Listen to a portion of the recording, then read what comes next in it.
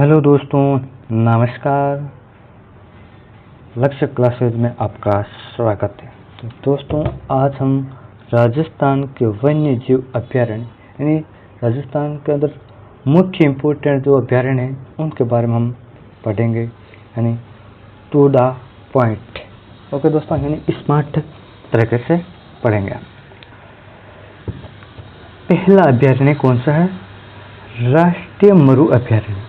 राष्ट्रीय मरु अभ्यारण्य। तो दोस्तों, ये राष्ट्रीय मरु अभ्यारण्य हमारे जैसलमेर और बाड़मेर के अंदर है। दो जिलों के अंदर है। कितने जिलों के? दो अंदर है, जैसलमेर और बाड़मेर के अंदर है। इसको राष्ट्रीय अभ्यारण्य का दर्जा मिला था 1981 के अंदर। राष्ट्रीय मरु उद्यान को राष्ट्रीय मतलब इसको अभ्यारण्य का जो दर्जा मिला था 1981 के अंदर मिला था। राजस्थान का सबसे बड़ा अभ्यारण्य है, यानी सबसे बड़ा राजस्थान का अभ्यारण्य है। राजस्थान का सबसे बड़ा अभ्यारण्य है। इसका क्षेत्रफल है कुल दोस्तों 3162 किलोमीटर है। 3162 किलोमीटर। उनमें से राजस्थान यानी जैसलमेर के अंदर हमारा दे रखा है 1900 वर्ग किलोमीटर है और बाड़मेर के 1262 किलोमीटर है। 1262 किलोमीटर है। इसमें गोंडवाना, टीडी, पेवना सांप मिलते हैं, यानी ये पाए जाते हैं। गोंडवाना पाए जाता है, टीडी पाई जाती है और पेवना सांप भी यहाँ आपको देखने को मिलेगा। और क्या अभी हाल ही के अंदर हमारे राजस्थान यानी जैसलमेर के अंदर पेवना सांप बहुत ही कम दिखाई देते हैं, यानी अपनी पूंछ के ऊपर ऐसे खड़ा हो जाता है। पूंछ के ऊपर ये क्या होता है? खड़ा होता है। बहुत ही कम देखने को मिलता है आपको पेवना सांप। इसमें आकलहुड फोसिस पार्क स्थित है। इसे आकलहुड फोसिस पार्क भी स्थित है दोस्तों। इसमें मरुस्थलीय घास जैसे यानी मरुस्थलीय घास भी है, सेवन है, दामन है, करड़ है, अंजन है, मुरात मिलती है। यानी ये घासें हैं वो कहाँ मिलती है? हमारे राजस्थान यानी जैसलमेर के अंदर जो आकलहुड फोसिस पार्क है वहाँ आपको देखने को मिलेगी। यह वनस्पति रहित अभ्यारण्य यानी रहित का मतलब यहाँ नहीं के बराबर यहाँ पर यहाँ वन्य जीवन यहाँ पर क्या है? वनस्पति पाई जाती है। दूसरा अभ्यारण्य दोस्तों हमारे हैं सरिस्का अभ्यारण्य। सरिस्का अभ्यारण्य दोस्तों हमारे अलवर के अंदर है। सरिस्का कहाँ पर है? अलवर के अंदर है। इसको अभ्यारण्य का दर्जा दोस्तों हमें मिला था 1955 के अंदर। और जो हमारे अभी राष्ट्रीय मरु अभ्यारण्य जो हमारे जैसलमेर के अंदर देखा था वो दोस्तों उसको मिला था 1981 के अंदर और इसको मिला था 1985 के अंदर। सर्वाधिक हरे कबूतर पाए जाते हैं। मोर तथा बंदर भी मिलते हैं। हरे कबूतर हैं, मोर हैं, बंदर मिलते हैं। यहाँ पर दर्शनीय स्थल यहाँ पर क्या है? भरतहरि गुफा है यहाँ पर है और पांडुपुर मंदिर भी यहाँ पर है, जो सैन्य मुद्रा में जो हनुमान जी का मंदिर है। सैन्य मुद्रा हनुमान जी बैठे उनकी क्या है? यहाँ प्रतिमा है, यानी मूर्ति है। कहाँ पे? सरिस्का के अंदर है। और क्या क्या है सरिस्का के अंदर? नीलकंठ महादेव यानी नृत्य गणेश जी प्रतिमाएं, नृत्य करते हुए गणेश जी की क्या है? यहाँ पर प्रतिमा है। कहाँ पर? नीलकंठ महादेव है। इसका पास कांठलवाड़ी पठार स्थित है। यहाँ पर कौन सा पठार स्थित है दोस्तों? कांठलवाड़ी जो पठार है वो यहाँ पर स्थित है। कौन सा?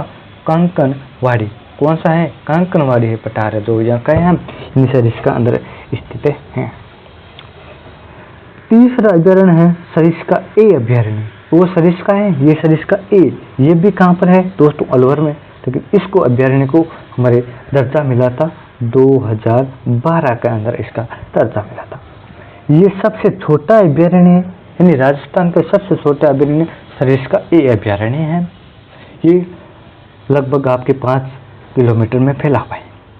राजस्थान का सबसे बड़ा अभ्यारण्य दोस्तों हमें मैं बता देता हूँ राजस्थान का सबसे बड़ा अभयारण्य कौन सा है, यानी रणथंभौर वाला है। कौन सा है? रणथंभौर जो अभयारण्य वो सबसे बड़ा अभयारण्य है। 4th नंबर हमारे अभयारण्य है माउंट आबू अभयारण्य। माउंट आबू अभयारण्य दोस्तों सिरोही के अंदर है। इसको दर्जा मिला था हमारे कब?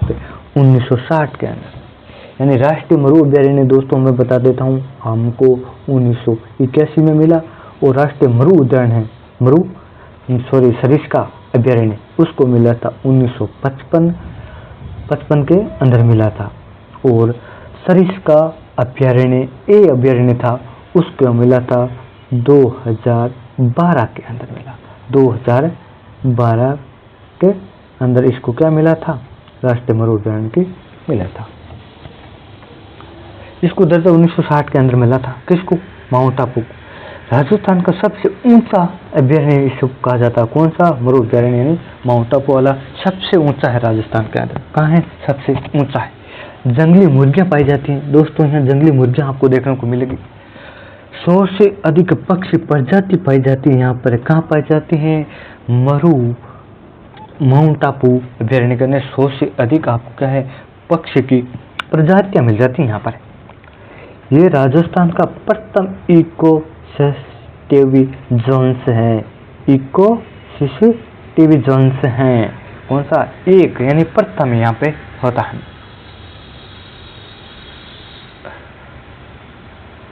और यहाँ पर क्या है? सुंदर छिपकली भी पाई जाती हैं, जिसको इसके नाम का ज्यादा फूल फिर हिस्से से होते हैं। कौन से? ये पाई जाती है, यहाँ छिपकलियां भी पाई जाती हैं। यहाँ पर माउंट आबू में किसको औषधियाँ पाई जाती। ये हमारे क्या है? औषधियाँ हैं यहाँ पर माउंट आबू के अंदर। ये आपको नाम याद रखना, ये एक ही यहाँ पर औषधि पाए जाते हैं या पाए जाएंगे। उसके आग में ये छिपकली हो गई, ये 100 से अधिक प्रजाति हो गई, जंगली मुर्गी हो गई, ये औषधि हो गई। और इसके बाद हम पढ़ेंगे कुंभलगढ़। 5 नंबर कुंभलगढ़ हमारे है। तो ये आपके कुंभलगढ़ अभयारण्य जो राजसमंद पाली उदयपुर के अंदर है। राजसमंद पाली उदयपुर 3 जिलों में ये फैला हुआ है। इसको दर्जा मिला था 1971 के अंदर, 1971 के अंदर इसे क्या मिला था? राष्ट्रीय दर्जा मिला था, यानी अभयारण्य का दर्जा मिला था। यहाँ पर कौन कौन से प्रजातियां पाई जाती है वो हम इम्पोर्टेंट है, वो देख लेते हैं। बिल पेड़े की प्रजाति पाई जाती है, चंदन के वृक्ष मिलते हैं, रणकपुर के जैन मंदिर यहाँ पर है दोस्तों। ओके, अगला क्वेश्चन हमारा अभयारण्य जो है जयसमंद अभयारण्य है। जयसमंद अभयारण्य दोस्तों सलूम्बर के अंदर है। पहले हमारा उदयपुर के अंदर था, अब ये सलूम्बर के अंदर है। इसको राष्ट्रीय अभयारण्य का दर्जा 1955 के अंदर मिला था। कब मिला था? 1955 के अंदर मिला था।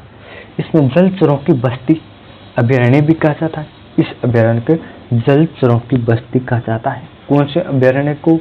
जयसमंद अभयारण्य को जलचरों की बस्ती कहा जाता है। अगला फुलवारी की अभयारण्य। फुलवारी की अभयारण्य दोस्तों हमारे उदयपुर के अंदर है। इसको दर्जा मिला था 1983 के अंदर मिला था। ये वर्ष भर फूलों से ढका होने के कारण फुलवारी कहा जाता है। इसीलिए इसे फुलवारी कहा जाता है, क्योंकि ये वर्ष भर फूलों से ढका रहता है। फुलवारी अभयारण्य हमारे उदयपुर के अंदर है। इसको 1983 के अंदर उसको राष्ट्रीय अभयारण्य का दर्जा मिला था। इस अभयारण्य में मास्य वाक्कल जल परियोजना है। कौन सी अभयारण्य इसके अंदर मतलब इसको बीचों बीच से गुजरते हैं? मास्य वाक्कल जो अभयारण्य है यानी जल परियोजना है, ये अभयारण्य के बीच से गुजरती है। अगला अभयारण्य सज्जनगढ़ अभयारण्य। दोस्तों सज्जनगढ़ अभयारण्य हमारे उदयपुर के अंदर। इसको अभयारण्य को जो दर्जा मिला था 1988 के अंदर मिला था। कब मिला दोस्तों? 1988 के अंदर इसको दर्जा मिला था। ये राजस्थान का दूसरा सबसे छोटा अभयारण्य है। दूसरा सबसे छोटा अभयारण्य है। इसको 5.5 किलोमीटर के वर्ग क्षेत्रफल में फैला हुआ। दूसरा कौन सा है? सरिस्का अभयारण्य, वो 5 किलोमीटर था, वो सबसे छोटा है। दूसरा अभयारण्य सज्जनगढ़ अभयारण्य है। सीता माता अभयारण्य हमारे दोस्तों 3 जिलों के अंदर फैला हुआ है। प्रतापगढ़, चित्तौड़ और उदयपुर, इन 3 जिलों के अंदर ये सीता माता अभयारण्य फैला हुआ। इसको दर्जा कब मिला था? 1980 के अंदर इसको क्या मिला था? दर्जा मिला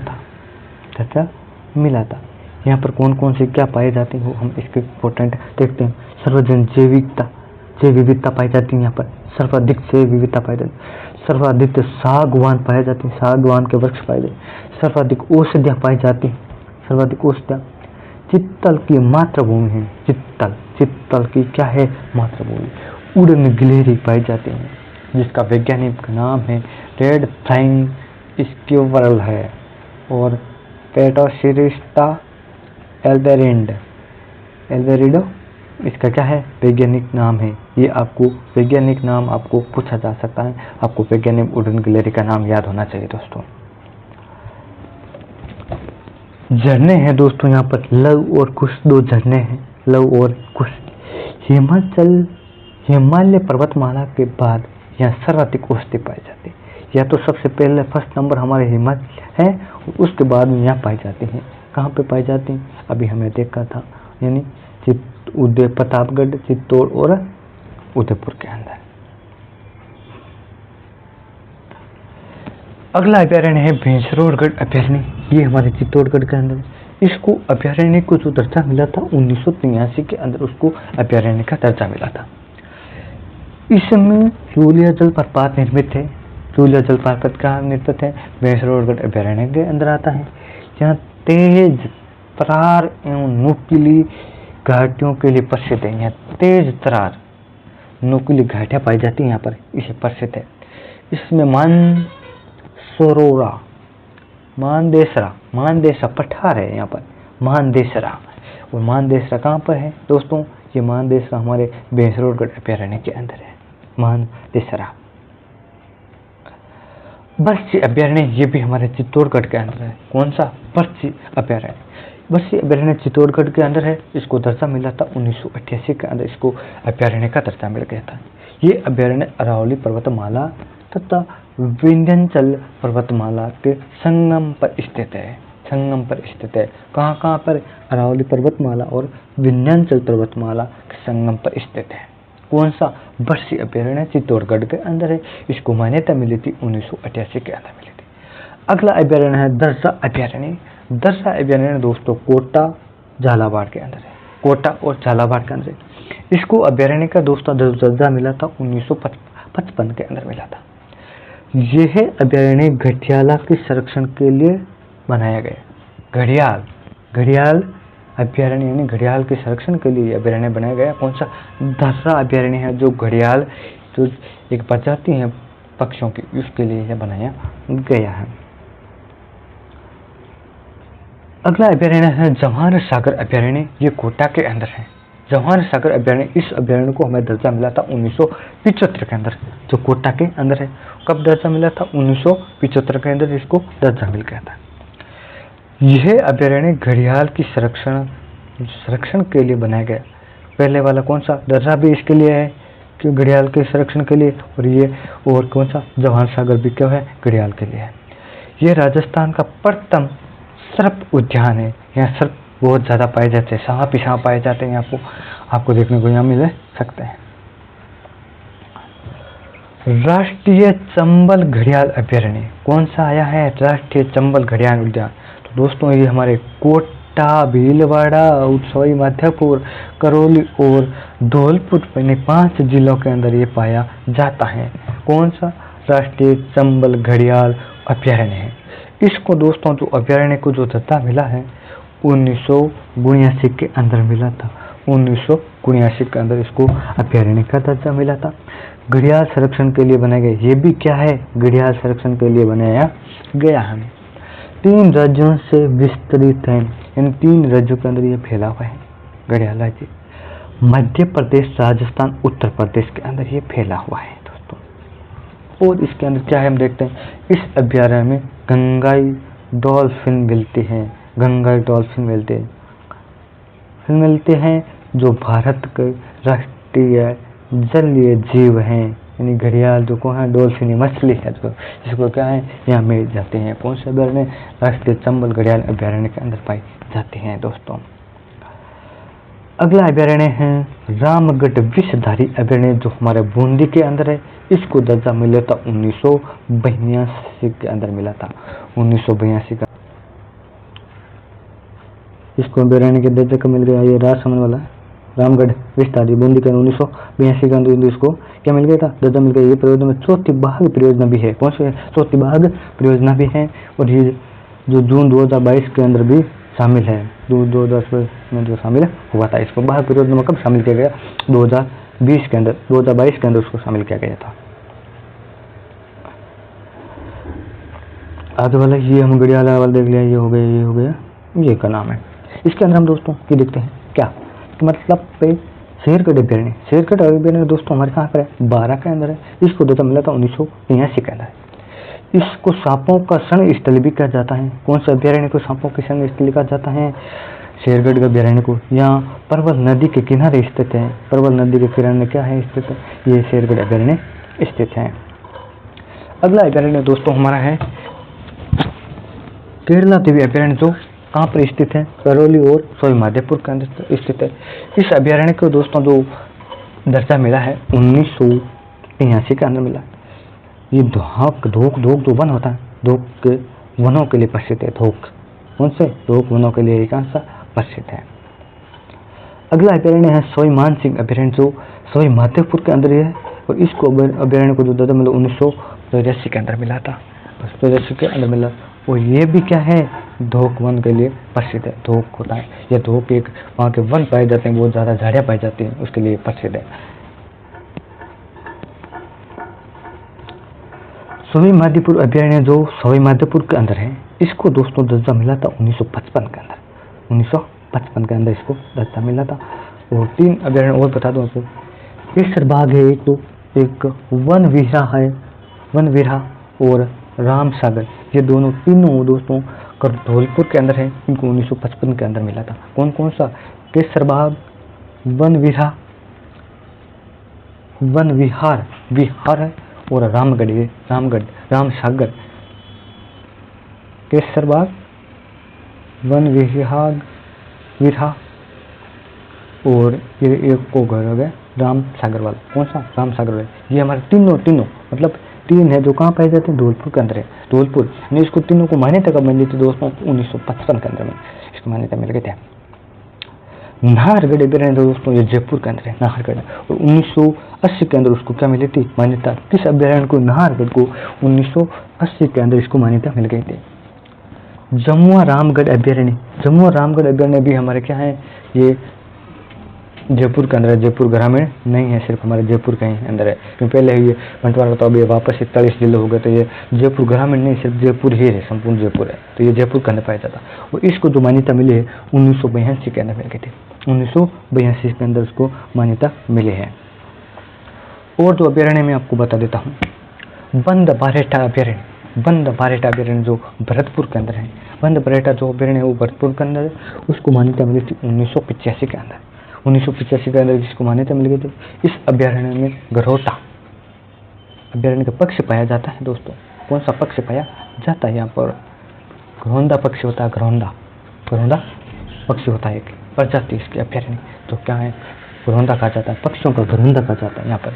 इस अभ्यारण्य बंद बारेटा अभ्यारण्य को पक्षियों का घरौंदा कहा जाता है। घरौंदा मतलब यहाँ आपके घर बना के रहते हैं पक्षी, झुंड के अंदर रहते हैं, तो घरौंदा कहा जाता है।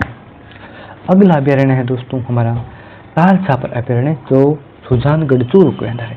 इस अभ्यारण्य को जो दर्जा मिला था 1962 के अंदर इसको दर्जा मिला था। ये काले हिरणों के यहाँ काले हिरण पाए जाते हैं। खारे पानी की झील यहाँ पर है। इसमें हंस प्रजाति का सबसे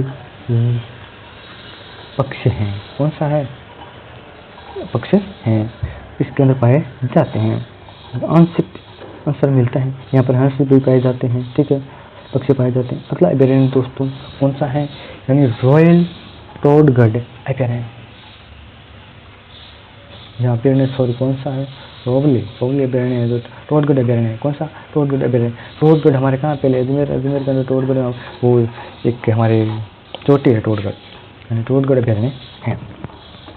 ये ब्यावर, राजसमंद 2 जिलों में पाया जाता है। अभी ब्यावर हमारा जिला है, ठीक है, ये 2 जिलों में पाया जाता है, ठीक है। इसको दर्जा मिला था 1971 के अंदर। 1971 के अंदर इसको दर्जा मिल गया है। यह नील गाय यानी रोजड़ा पाया जाता है, यहाँ पर रोजगढ़ अभ्यारण्य के अंदर पाया जाता है। राजस्थान के जंतु वाले हैं 5, उसके बारे में आपको बता देता हूँ, विशेषकर कब स्थापना हुई, बाकी आपको इतना नहीं देखना है। जयपुर में इसकी स्थापना हुई थी 1876 का। मगरमच्छ की प्रजाति के लिए प्रसिद्ध है। मगरमच्छ या झुंड के अंदर मगरमच्छ पाए जाते हैं। उदयपुर में इसकी स्थापना हुई थी 1878 के अंदर इसकी अभ्यारण्य उदयपुर के अंदर थी। बीकानेर में 1922 के अंदर हुई थी, बीकानेर के अंदर 1922 के अंदर। जोधपुर के 1936 के अंदर हुई, जोधपुर में इसकी स्थापना हुई थी 1936 के अंदर। कोटा में हुई थी 1954 के अंदर हुई थी, 1954 के अंदर कोटा में हो गई थी। और जो मुख्य पॉइंट है राजस्थान के निम्न 5 बाघ परियोजना है, उसके बारे में मैं आपको बता देता हूँ। मेन टू द पॉइंट हम पढ़ेंगे, बाकी हमें क्या इधर उधर से पढ़ना, आपको क्या करना है बस और टू द पॉइंट याद होना। स्मार्ट पढ़ाई करनी है, ऐसे नहीं बस ग्रंथ लेके बैठ जाते हैं तो ग्रंथों में तो कुछ नहीं होगा। स्मार्ट पॉइंट करनी है, स्मार्ट पॉइंट पढ़ाई का जमाना चल रहा है दोस्तों अभी। तो मैं आपको बाघ परियोजना बता देता हूँ, रणथंभौर बाघ परियोजना। तो दोस्तों 1973-74 के अंदर इसको क्या मिली थी, मान्यता मिली थी। सरिस्का बाघ परियोजना, सरिस्का बाघ परियोजना है 1978 के है। मुकुंदरा हिल्स बाघ परियोजना 2013 की है, मुकुंदरा हिल्स बाघ परियोजना। रामगढ़ विषधारी बाघ परियोजना 2022 की है। धौलपुर करौली बाघ परियोजना 2023 की है। ओके दोस्तों, ये हमारे इम्पोर्टेंट है, इससे आगे और आपको नहीं देखना है। तो मैं आपको बहुत बहुत आभार है आपका। ये क्लास बहुत इम्पोर्टेंट रहने वाली है आपको, आप इसको ज़रूर देखें, अच्छी तरह से देखें, अच्छा पढ़े, बार बार रिवीजन करते रहे। अभी वैकेंसी आ रही है बहुत, तो इसलिए पढ़ना है आपको। 2nd ग्रेड है, 1st ग्रेड है, रीट की है, ग्राम सेवक की है, हाई कोर्ट 4th ग्रेड की है। तो आपको ये कंटिन्यू पढ़ाई करती रहनी, पढ़ाई आपको छोड़ना नहीं है। पढ़ाई में जिस दिन आपने 1-2 दिन गैप हो गए तो अब जो कंटिन्यू तो पढ़ाई कर रहे हैं वो आपसे आगे तो होती जाती है, और जिस दिन आपने पढ़ाई छोड़ दी उस दिन अपने आप धीरे धीरे कम होता जा रहा है। मैटर